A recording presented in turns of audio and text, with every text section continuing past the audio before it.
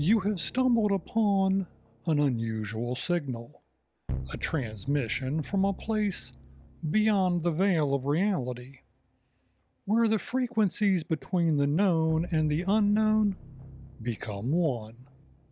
This signal is intermittent and perhaps a little unreliable, but once deciphered, it brings us the dark tales of folklore, the stories that fade into the night and creep back up to us in our dreams. This is Vast Unknown Radio. Tonight we bring you a tale of mystery, a story from antiquity, interpretations of the past that have been hidden for centuries. We venture into the realm of spiritual belief and explore what has been forgotten in the shadows. Who writes history? Who decides what's included in the books? And who decides when a simple ideology becomes the cornerstone of spiritual teaching? Stay close, for tonight's journey may have you leaving with more questions than answers. Welcome to the Lost Library of Humanity, where an untold number of ancient manuscripts have been lost to history. Some were simply forgotten, while others were intentionally hidden away due to their esoteric formulations and profane conclusions. It could be argued that more of the written word has been lost to time than currently exists in our entire digital age. Before parchment and ink, ancient scribes recorded tales that originated as oral traditions, whispered over countless generations. Today we're diving into one of those mysterious texts, an ancient manuscript that has captivated scholars and spiritual seekers alike. It's called the Book of the Cave of Treasures, or the Book of the Succession of the Generations. Believed to have originated with the Syriac Christian tradition, this text is a rich tapestry of biblical history, secret knowledge, and spiritual mysticism. It belongs to a larger body of work known as the Christian apocrypha. These books were excluded from the official biblical canon, but it isn't a typical gospel or historical account. This is a story about stories, weaving a deeply symbolic narrative that connects the very dawn of humanity to the sacred genealogy of Jesus of Nazareth. What makes the book particularly intriguing is how it intertwines biblical history with Jewish traditions, Christian mysticism, and even elements of Persian and Zoroastrian thought. And this leads us to the first prophet and the cosmic vault. According to the text, our story begins even before the creation of the world, taking us to a time when the primal light of creation was sealed away in a cave. But this is not your typical cave. This is a symbolic cosmic vault where divine truths and secret wisdom are safeguarded.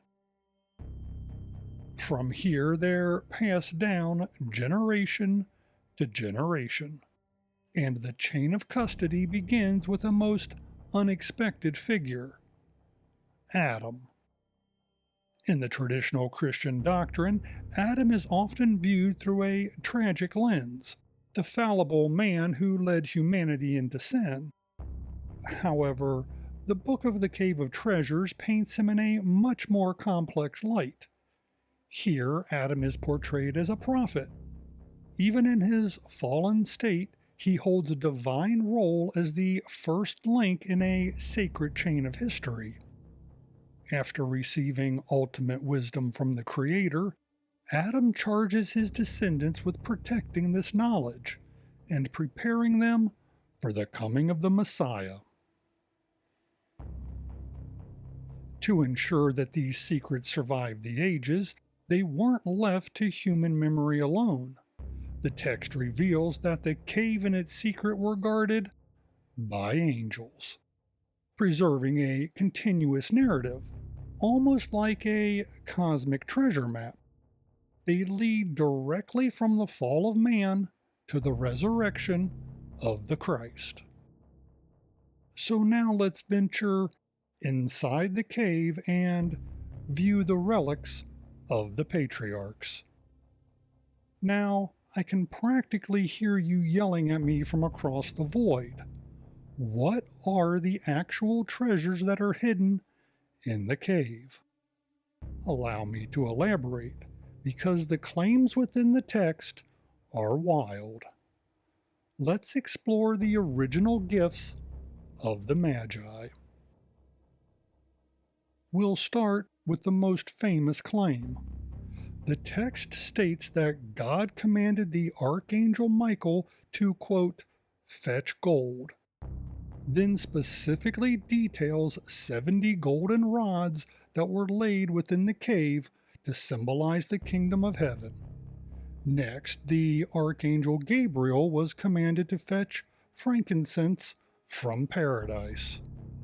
Finally, the archangel Raphael was sent to bring, of all things, myrrh.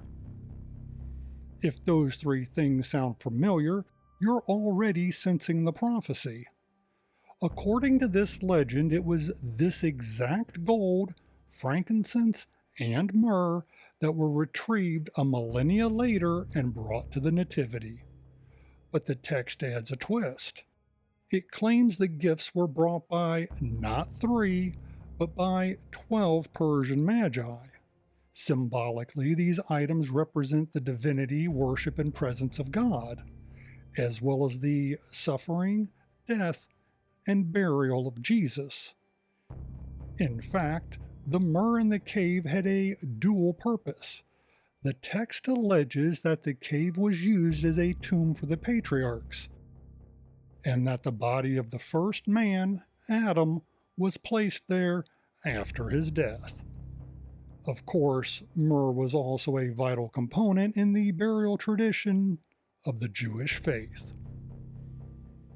So what about the other sacred texts and relics? Beyond the gold and spices, the cave is said to house the following: the Testaments. These are the written testaments of Adam, Seth, and the early patriarchs. The golden tablets, set in the cave to, quote, lighten the darkness of the night, which some scholars interpret as a divine golden lamp. The sanctified wheat. Early on, the cave was a place of ritual worship. The text notes specifically that Adam's son Cain made an offering of grain at this location. However, it was rejected. This was due to Cain secretly consorting with his twin sister Laputa, an act of defiance that sparked the jealousy, causing him to murder his brother Abel. And despite that tragedy, the sanctified wheat offering remained, sealed by the hand of God. Lastly, the coffer of authority. External apocryphal sources expand on the list of items contained in the cave. In this coffer was the rod of Adam, a lock of his hair, his divine ring, and the white cloth of paradise given to him by God.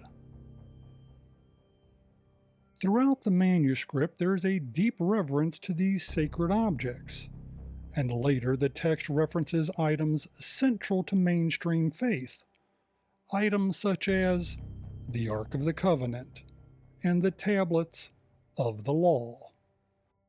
But in this book, these objects are more than relics.